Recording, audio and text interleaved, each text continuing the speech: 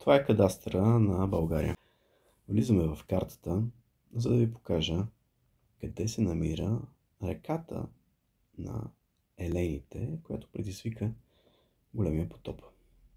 На тази карта тя не може да се види, затова отварям слоевете и географски наименования се зареждат. Тук в синьо може да видите всички реки, които съществуват или са пресъхнали, но те са си там.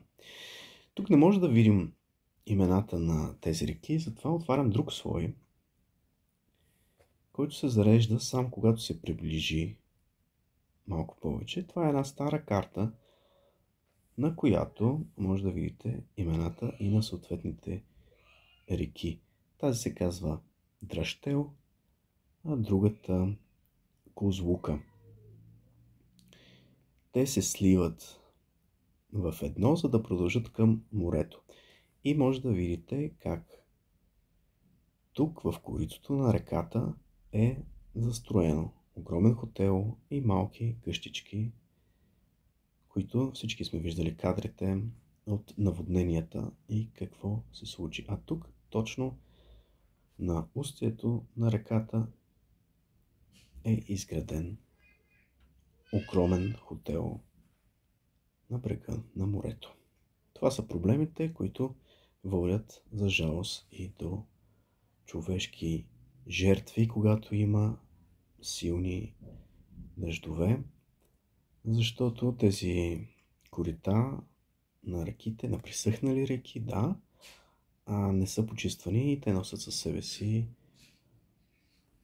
кал, камъни, дървета. Същите проблеми може да видим на тази карта на много места.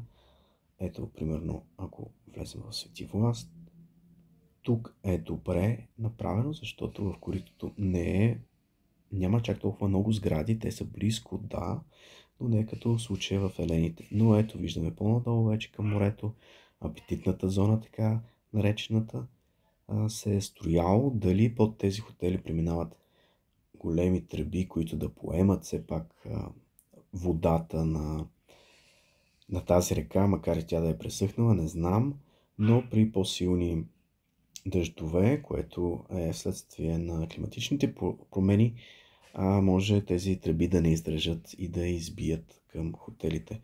Какво се случва във вашия регион? Това ми е интересно да знам. Моля, пишете ми, защото със сигурност има много примери, където се е строяло върху сухи реки.